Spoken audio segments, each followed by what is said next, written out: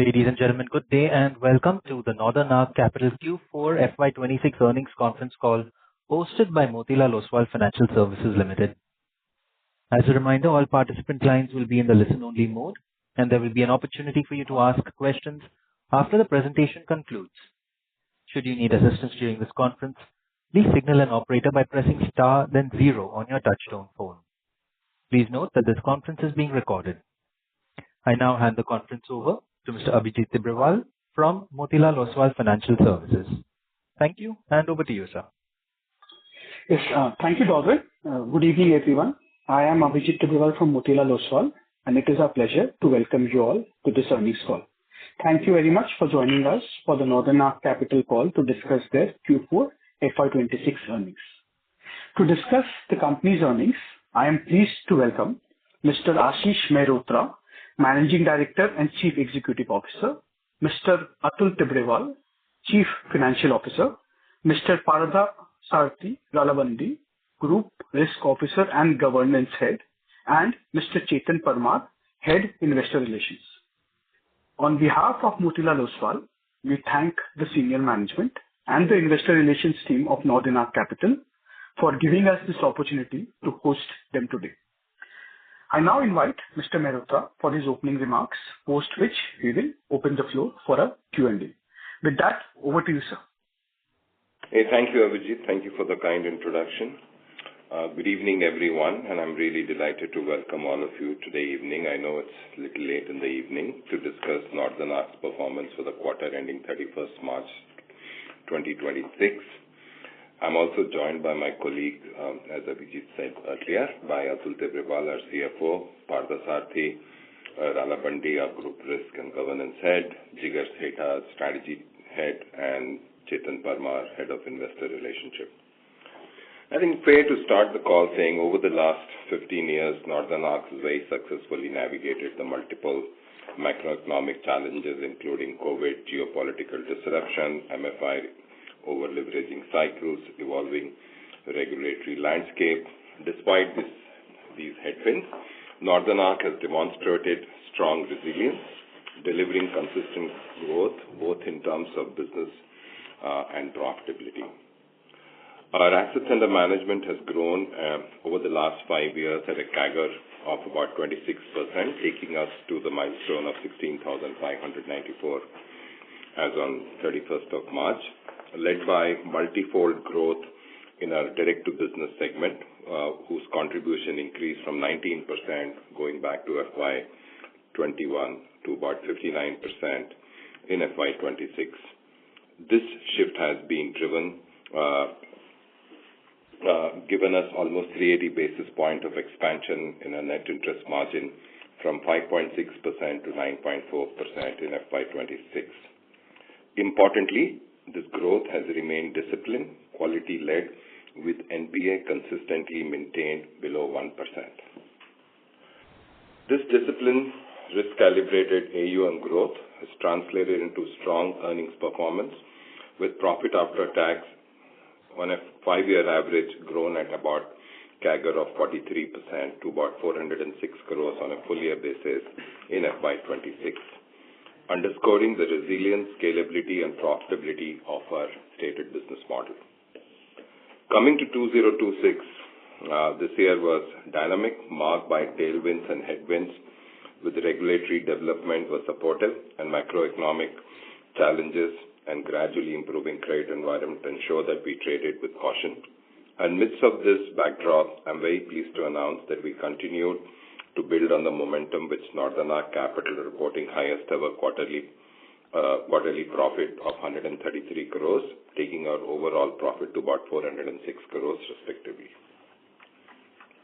Our AUM has grown by about 22% on a year-on-year basis and about 10% over the previous quarter to reach 16,500, outpacing the industry, reflecting the sustained momentum and growth driven by direct-to-customer business, which is now about 59% of our total assets under management. Our direct-to-customer business grew by about 39% on a year-on-year basis, reaching past 9,800 crores, in line with the strategy to grow this business. We have three lines of businesses in direct to consumer.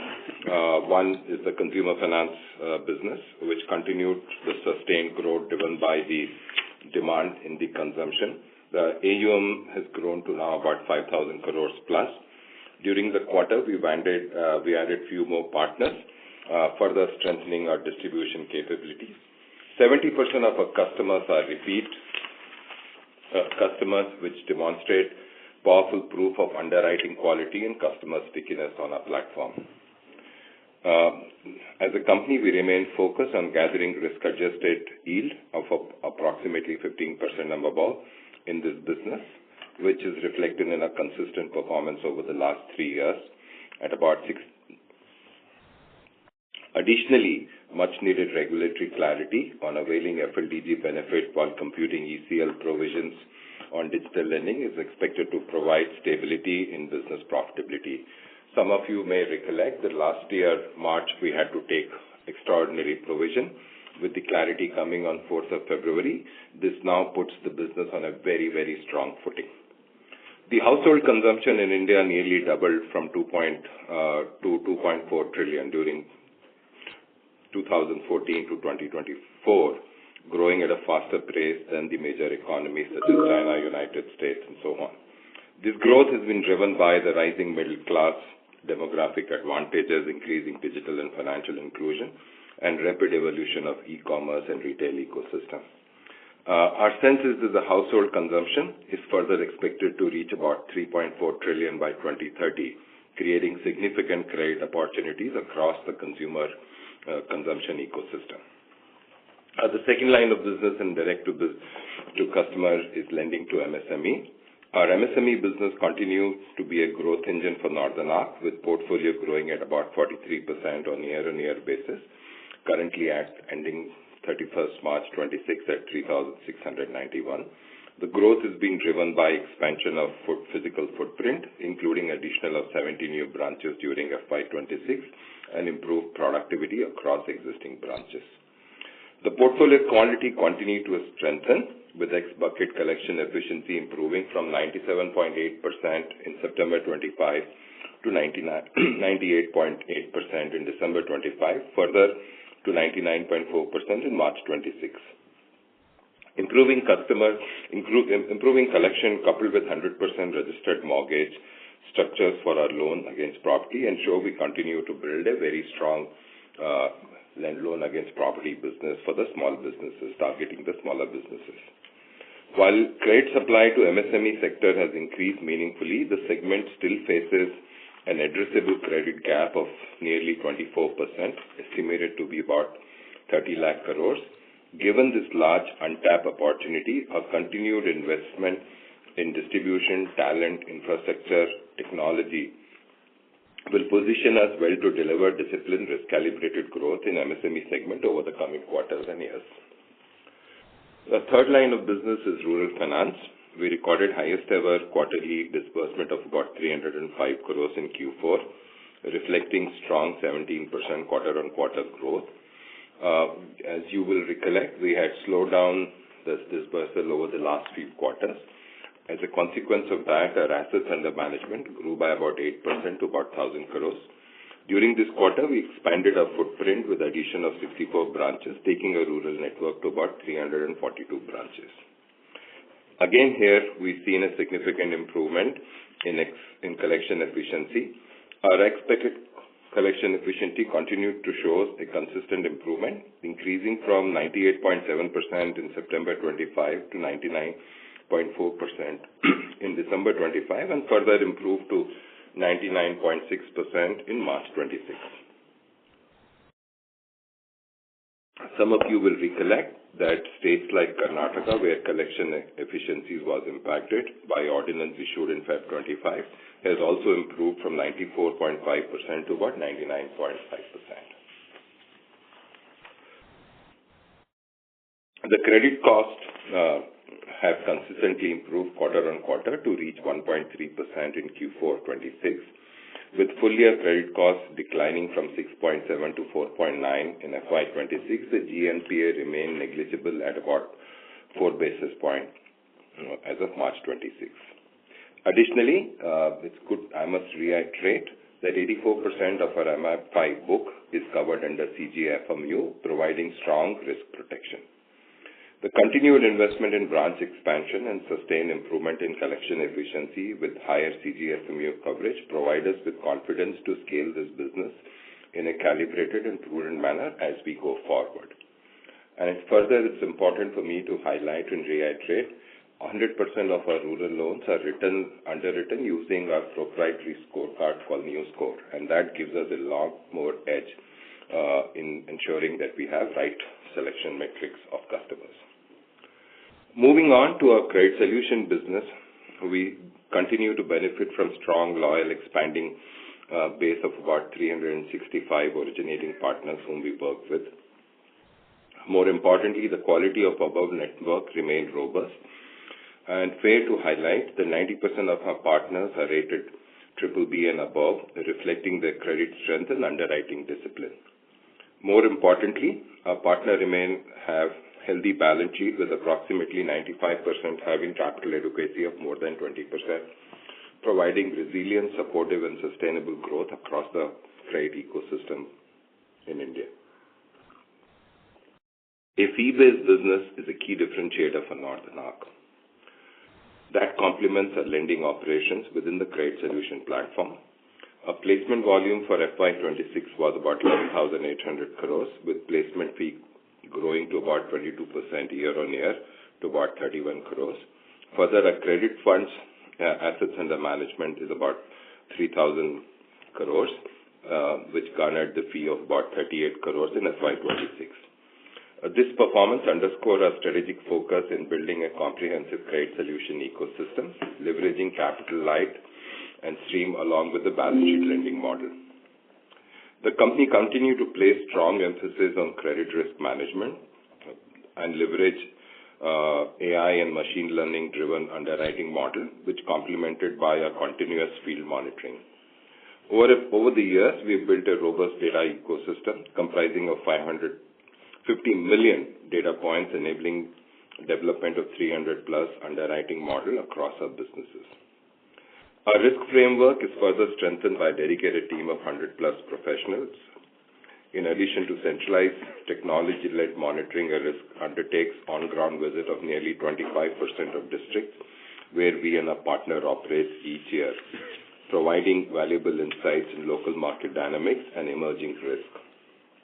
To put it in context, our portfolio is spread at about 680 districts, and i.e. that means over 220 odd districts we cover in detail, covering multiple partners and our own branch networks, which gives us a far more granular touch and feel of what's happening in the market.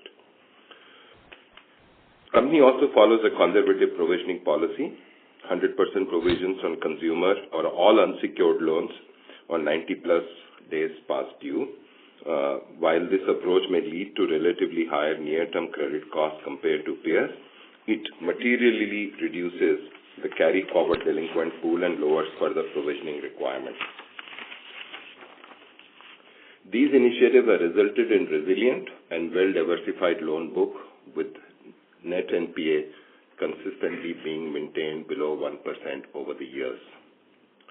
During the quarter, RBI issued the guidelines on treatment of default loss guarantee in computation of ECL, permitting NBFC to factor in the cash collateral as FLDG, thereby aligning the regulatory approach with NDS requirement. As a prudent measure, company created a management overlay for potential unforeseen events given the current macroeconomic environment and what we are witnessing in the West Asia. Operationally, the collection efficiencies continue to improve across the key retail portfolio with MSME, LAP, Rural Finance, our collection efficiency reaching 99.4 and 99.6% respectively on X bucket. Following robust collection performance, stage through assets have shown consistent improvement, declining from 2.6% in September to about 1.8% in December 25 and further to 1.5% in March 26. This reduction reflects moderation in early bucket stress and continued improvement in overall asset quality. Consequently, credit costs for Q4 has improved from 2.2%, while full year credit costs stood at about 2.8%, in line with the guidance we have issued earlier. As a company, we further strengthen our collection capability through implementation of strong collection systems.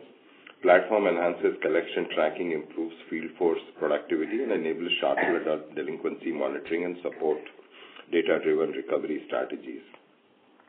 We believe this will further improve collection efficiency, strengthen portfolio quality, and support scalable growth across the retail lending segment. Overall performance for 26 was resilient despite the challenges beginning of the year arising out of the Karnataka Microfinance Ordinance. We have entered the new fiscal year on a strong footing with disbursal momentum sustaining at the level seen in the recent months and remain confident of delivering a robust growth trajectory for FY27. Looking ahead, we remain watchful of evolving risk, including geopolitical tension in West Asia, potential impact on weather and monsoon. We believe the company is well positioned to sustain its growth momentum through a calibrated risk management and disciplined execution while continuing to protect the profitability and the portfolio quality. With that, I'm going to request my colleague Atul, our CFO, to walk you through our financial results in detail. Thank you. Thank you, Ashish, and good evening, everyone. I appreciate you joining us for the Northern Arc's Q4 FY26 earnings call. Let me start with two important milestones that we have crossed during the year. First, our assets under management stood at 16,594 crores, reflecting a growth of 22% year-on-year and 10% Q-on-Q.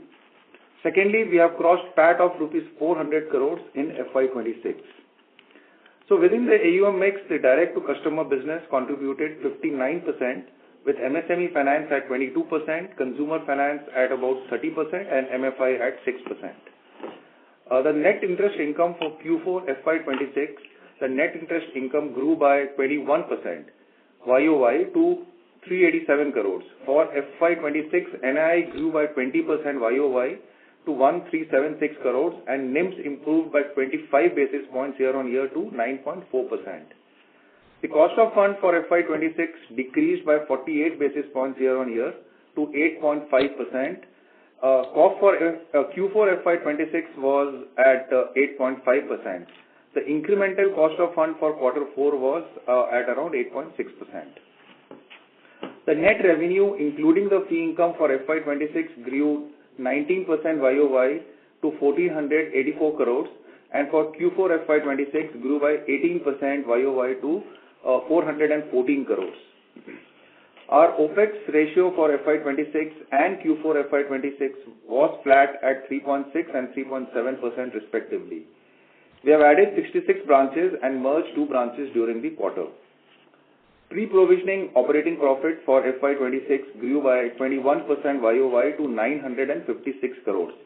For Q4 FY26, it grew by 17% YOY to 269 crores. GNPA and NNPA improved quarter-on-quarter to 12% and 0.6% respectively. Credit cost improved from 3.2% in FY25 to 2.8% in FY26, which is in line with the guidance given in the previous calls. Credit cost for Q4 FY26 improved from 3.5% in Q3 FY26 to 2.2% in Q4 FY26. Profit after tax for FY26 increased by 33% YOY to 406 crores. For Q4, it increased by 251% YOY and 32% quarter-on-quarter to 133 crores. ROA for FY26 grew by 34 basis points YOY to 2.8%. ROA for Q4 increased by 66 basis points Q-on-Q to 3.3%. ROE for the FY26 increased by 110 basis points to 11.1%. And ROE for Q4 increased by 326 basis points to 14%. On the liabilities front, in line with our debt strategy and AUM growth plans, we continue to diversify our funding base with a clear focus on long-term sources. Liquidity remains comfortable with positive cumulative mismatch across all time buckets, As on March 31st, we held a surplus of close to 1,250 crores with a good mix of cash and bank balance and undrawn sanctions from various banks and institutions. Total borrowings at the end of the quarter stood at 12,258 crores with around 60% linked to variable interest rate, positioning us well to benefit from the ongoing decline in interest rates. Our funding mix remains well diversified with 25% sourced from offshore and DFI partners and the balance from domestic banks and institutions. Our incremental cost of fund in quarter 4 was 8.6%, down from 9.3% same period last year. Tangible net worth stood at 3,896 crores, which grew by 13% YOY.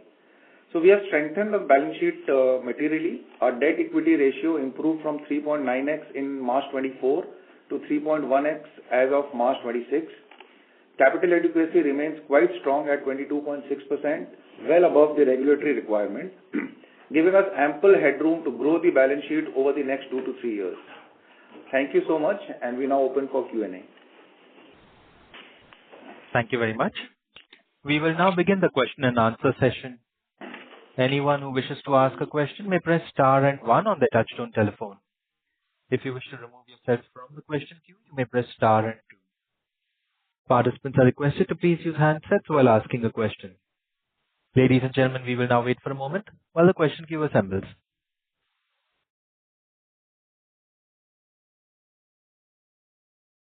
Our first question is from the line of Digantharia with GreenEdge Wealth. Please go ahead. Hi, thank you for the opportunity, and Ashish and team, congratulations. Last quarter we hit a century. We are now comfortably above that number. So I'll start with one question. It seems like we had, our flight has taken off, but now with the macro situation which is evolving, what kind of guidance would we like to give for FY27? Hey, thank you. For loan growth and ROAs, the two. Yeah. No, thank you very much. I think as we look at it, given the disciplined execution and focus on risk and what we are investing in building capabilities, both in terms of collection, risk management, AI and other stuff, our sense is that we should be able to grow business at about 3 times of GDP. So look at anywhere between 22 to 25%, and that's our commitment to the street on a forward-looking basis, unless we see something massive. We've obviously recalibrated some segment sectors to ensure we stay prudent on where we think the risk could be higher. And I think from where we ended on a full year basis, my objective is to get to 3+ return on assets. And like we said, over the next 8 to 10 quarters, get to mid-teens and late teens ROE. And we're pretty disciplined, focused on what we want to do and how we want to achieve. The good thing is that the founding block across the 3 lines is set. Obviously, given the credit solution now is a very, very comprehensive play with ability to participate from balance sheet, new sets of funds being launched, building a bonds platform, a placement business, very unique capability unlike anyone else. With securitization, interesting to highlight, we almost did 10,000 crore of securitization last year. So all of that creates very strong competitive moats for what we do. Discipline, execution, and build out on the digital side, I think shows that the growth in that sector and ability to ensure that we generate the risk-adjusted return of upward of 15% is, to my mind, this requires very sharp focus. Our tech capabilities, risk capabilities, there demands what we do. Building out of the MSME, which is a very important sector, but being more cautious with it, given there is a larger number of players wanting to participate. More importantly, also in some of the segments or sectors, you could see higher bit of stress in a shorter period of time, and so ensure your risk underwriting principles there are aligned. And rural, we were in way back in 24, we started bringing this down to where we had. We actually brought it down from 1,800 to down to about 550, and we're now building it back, and we've seen the performance there gives us the confidence to build it back. We ensure, irrespective of what kind of the loan is, it goes through our fully proprietary scorecards, which gives us a lot more confidence apart from CGFMU. End of the day, when you originate a loan, you originate it to ensure that you get right set of risk-adjusted return. So I think if you continue to stay on course on our strategy, on building comprehensive solution and direct-to-customer business, building on the competitive modes on the fee franchise, that our path is pretty clearly laid down to where we are today, where we want to get to next fiscal, the following fiscal, and thereafter. I think this is in line with what we've said strategically and in the past. How do we get to mid to late teens? And I think that path is set out for us. Okay, thanks, Ashish. That was quite detailed. I think you touched upon 2 points in your comments, which I just wanted to check that. See, this MSME, especially the merchant lending part within the MSME and this whole direct-to-consumer finance, that has probably grown at 50% this year. So just wanted to check, is there any, risk building up or, because, that's a segment where I think our average ticket size is hardly 20,000-30,000 rupees. So if you can just give some color on, why we grew 50% and, what are the risk measures and what opportunities do you see? Okay, so we underwrite on the consumer finance side, correct, which is essentially linked to the consumption loans, about 25 to 26,000 loans a day. Each loan is underwritten through our scorecards, and we are very sharply focused on the risk adjusted. We then have multiple cohorts to ensure that we balance that risk across customer segments, scorecard distribution of the quality of new flow coming in. What gives us the confidence in what we've done and how we've built it is 2 parts. How a stock of book is performing. More importantly, what is the quality of the customers coming to you every day through the door. That's your future, and what you have in the book is what you have in the book. And I think if you look at it, that business on a risk-adjusted basis, making 15% is a great business, and we continue to invest in it and build this business right. MSME, we actually recalibrated, given we saw 2 things. One is the overlap of a little bit between the MFI and other sectors. So our average ticket size is about 12 to 15 lakhs. We don't operate in 0 to 5 or less than 7 lakhs loans because we want certain size and quality of customers to come in. We're happy to operate at 18, 17.5, 18 plus kind of yield. We're not chasing 24% yield. That was business, and given, while you estimate the income, which I specifically wrote, but we register the mortgage. So it's not an imperfect or estimated income with an imperfect collateral. It is an estimated income with a perfect collateral. And that gives us a confidence that quality of book over a period of time will create a strong annuity franchise for Northern Arc. I think that's where it is. We could have grown faster, but and also we were starting from a small base, so it's unfair to compare us to other players.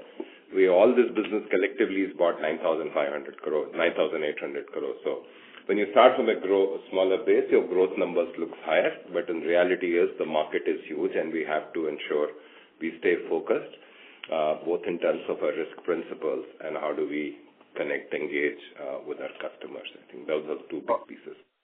Perfect. Thanks, Ashish. Just one suggestion to you and the team that, in our MSME, we can probably separate out that merchant lending part because, that's a digital piece. Rest everything is, a physical world business. So, if we can do that, that would be really good. Good feedback. We will obviously look at it. But that's also an important piece where we calibrated a lot, correct, between the nature of merchants can be very different. But a good feedback noted. We'll try and see how do we restack as we get into the new fiscal year. Thanks. Perfect. Wish you all the best. And, that's just one question for Atul is that, is there any one-off in the results, like, is that EVM write back or something, or this is like pure organic, provision? Pure organic, except for the DLG that we spoke about, but apart from that, there is nothing. Pure organic. This is EVM we continue to provide. So there is no one-off as far as the credit cost and others are concerned. Perfect. Congratulations to the team. Thank you so much. Thank you. Thank you. Our next question is from the line of Raghav with Ambit Capital. Please go ahead. Hi. Good evening, and thanks for the opportunity. I just have a few questions. One, I understand that in the intermediate retail lending piece, you through that piece, you have developed expertise in vehicle finance and affordable housing finance over a period of time. Do you plan to launch any of these products, say, maybe in next 1-2 years or maybe over the medium term?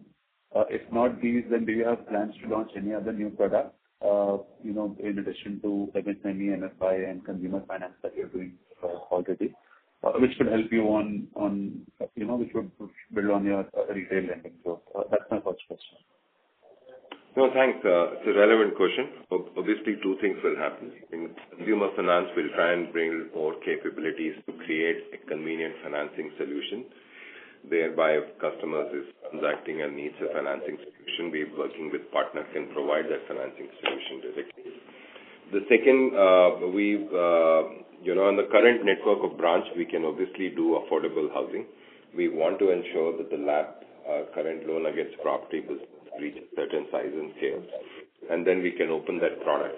My learning over the years is the time you open on the affordable housing segment, then the focus on the business loans comes down, and we want to stay sharply focused right now. That product is anyway approved by us and by our board. At some point in time, opportune point in time, we will launch it as a network matures over a period of time. Understood.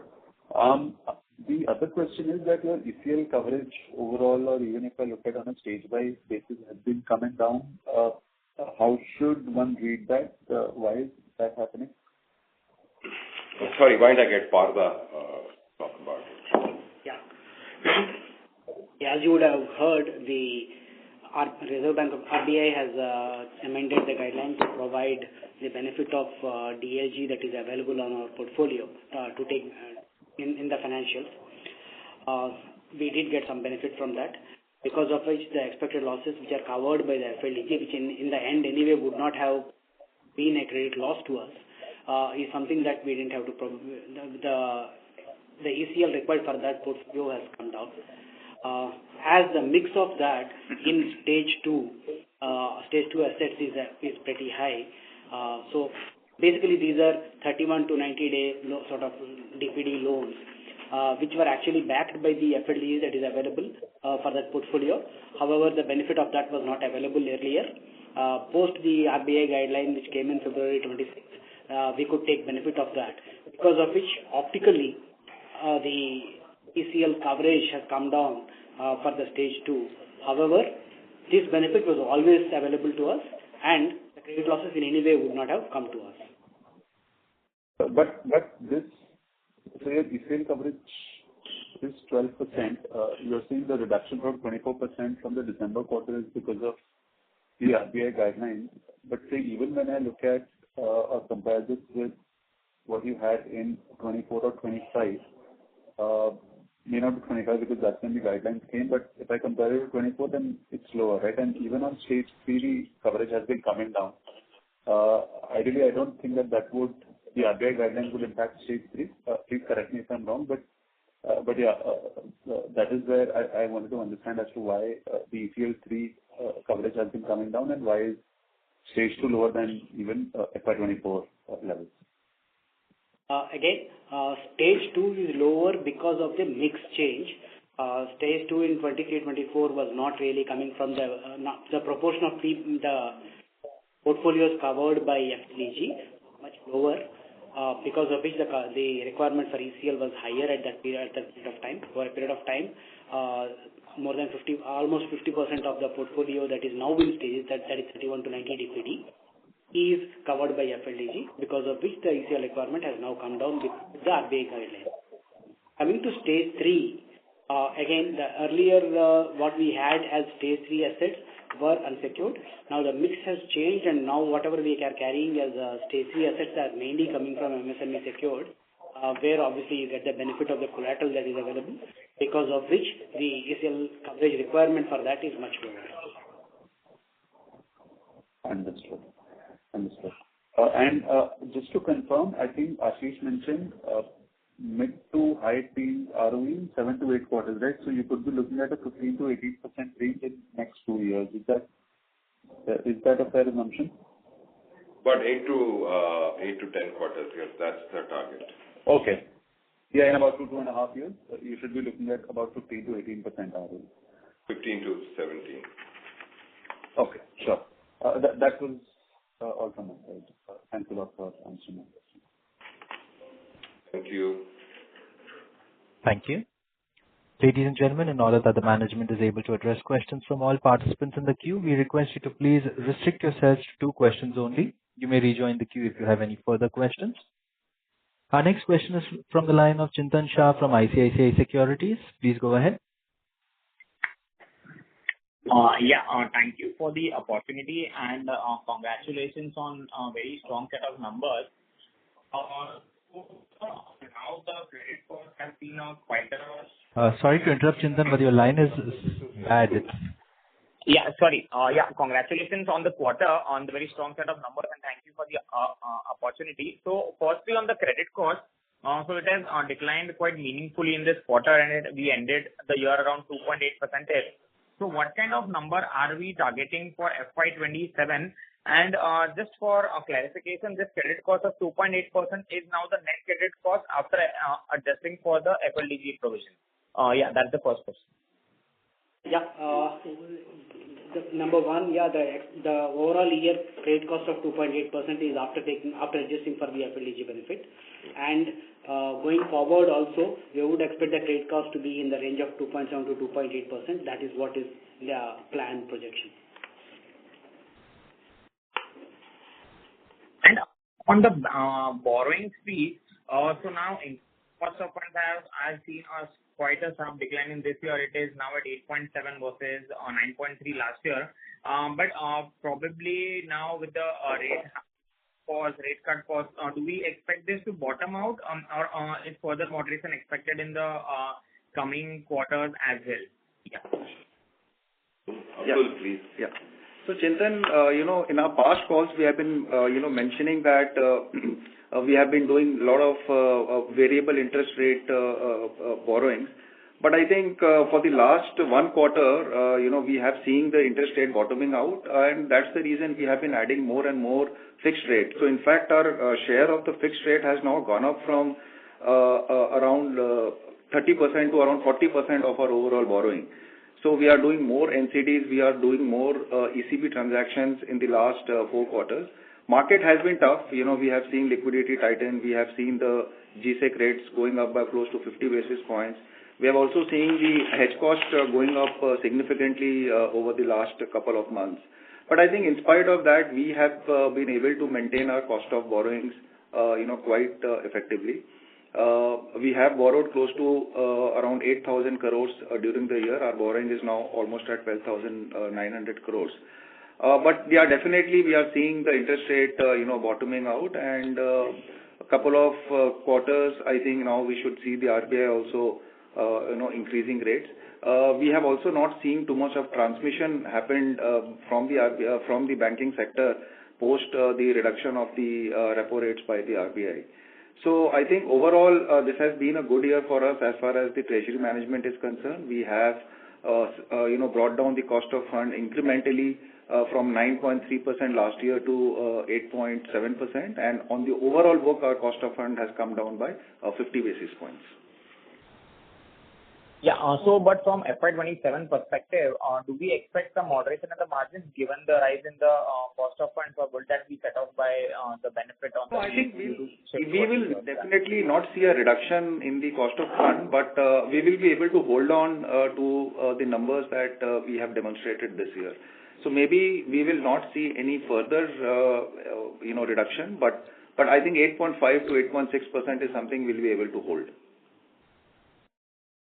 Sure. So this is pertinent to highlight as the mix continues to improve from 59 to targeted 65%, you will see some bit of expansion in NIMs.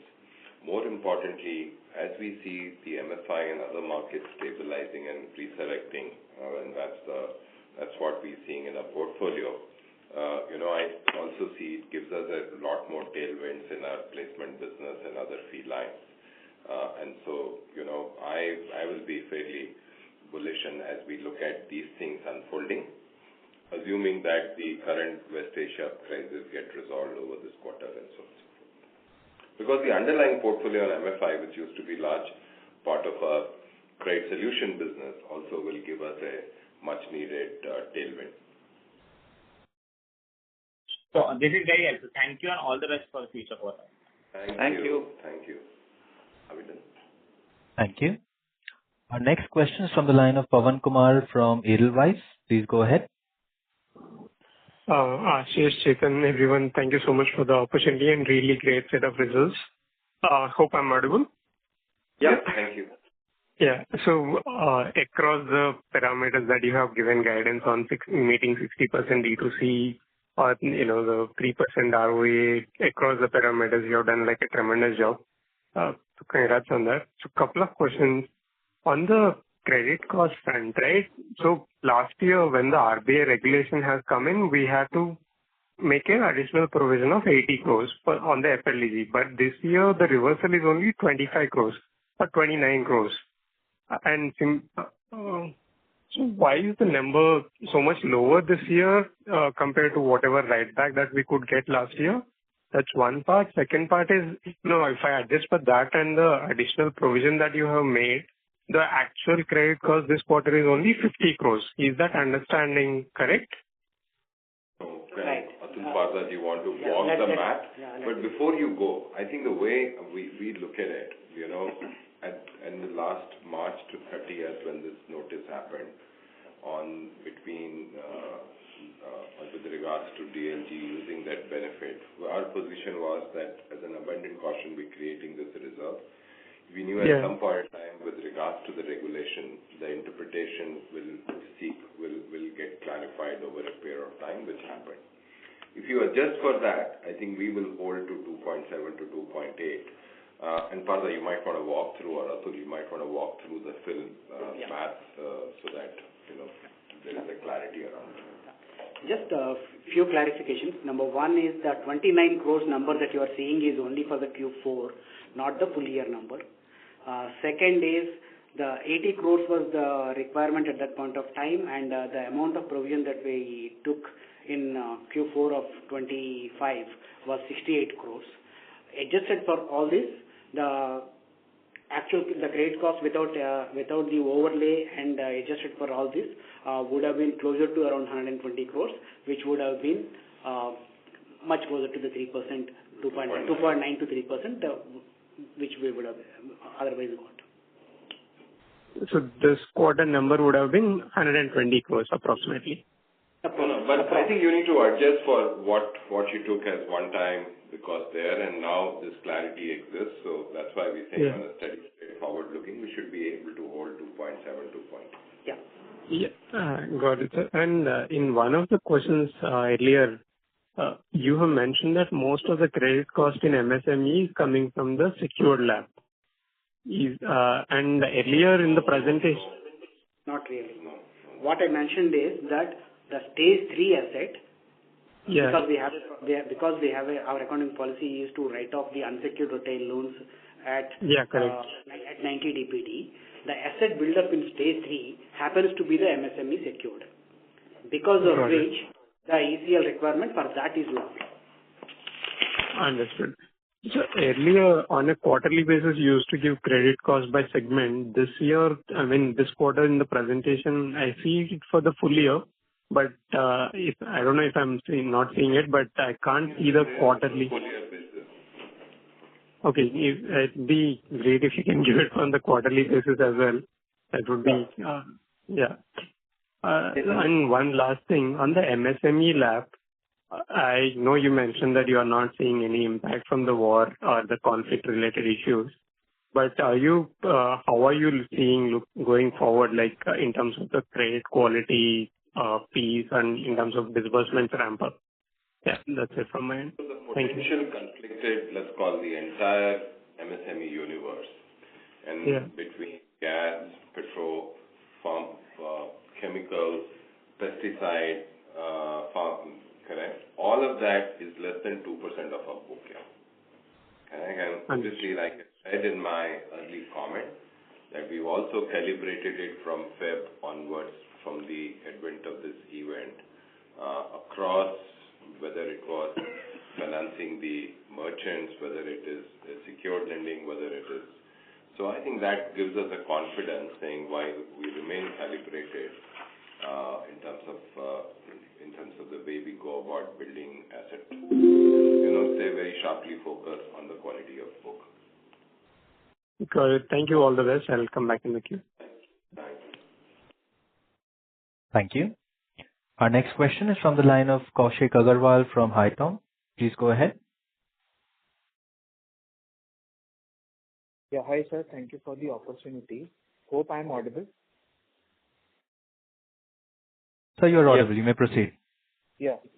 So I have two questions. So firstly, on slide number 16, referring to the consumer finance business, there the net yield number you have mentioned are broadly sticky at around 15%. In the last slide, I was seeing that this number was roughly the targeted range which you indicated was marginally higher. So just wanted to know, has there been any reduction on the yield side over here?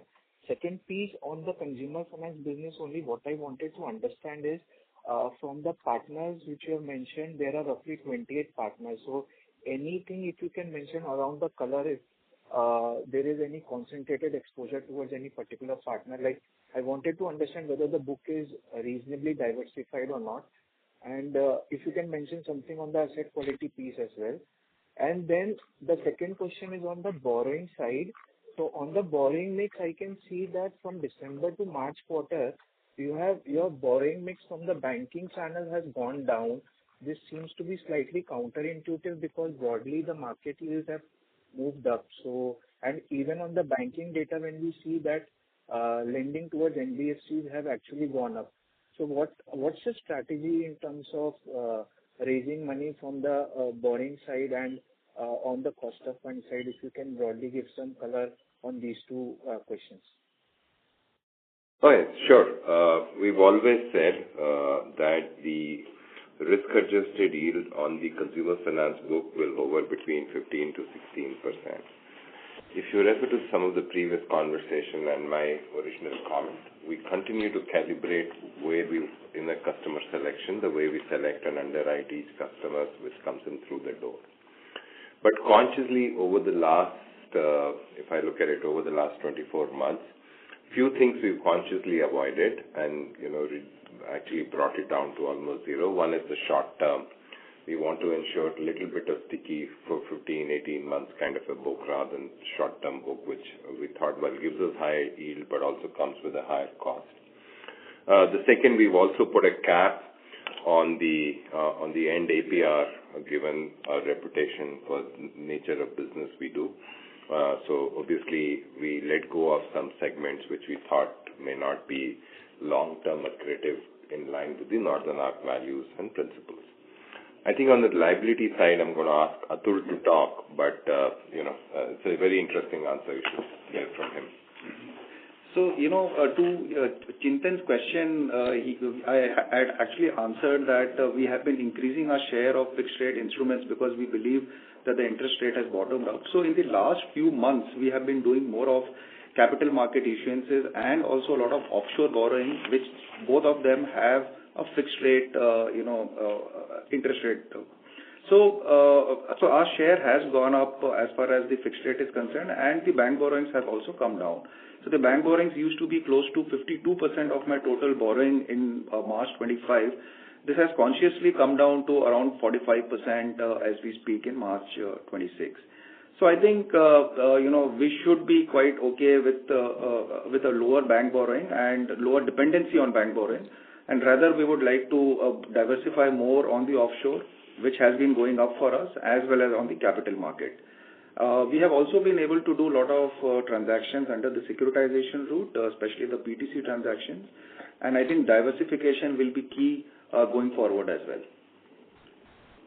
Thanks, Atul. Got it. So just one last question on the consumer business side. What would be your risk-adjusted return or the ROA on this piece of business? I believe that this would be substantially higher than the overall business ROA. Yes, it is. I said the risk-adjusted yield is 15%, 15 to 16% range. The return on assets will be obviously much higher if you look at it upward of close to about 4%. Sorry, sir, what number you mentioned? Close to? 4%.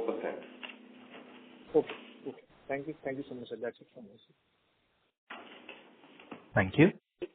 Ladies and gentlemen, we will take that as a last question for today. I would now like to hand the conference over to the management for closing comments. Over to you, sir. No, I just want to thank everyone for participating and joining us today evening. I know it's late on Friday evening, hence we wanted to respect the time. Thank you all, and we're happy, Chetan and I and Atul William Parda will be happy to engage if you have any other question to answer. Chetan will connect and ensure we're able to answer all your questions. Thank you all. Have a great weekend and a great year ahead. Thank you. On behalf of Motilal Oswal Financial Services and Northern Arc, that concludes this conference. Thank you all for joining us. You may now disconnect your lines.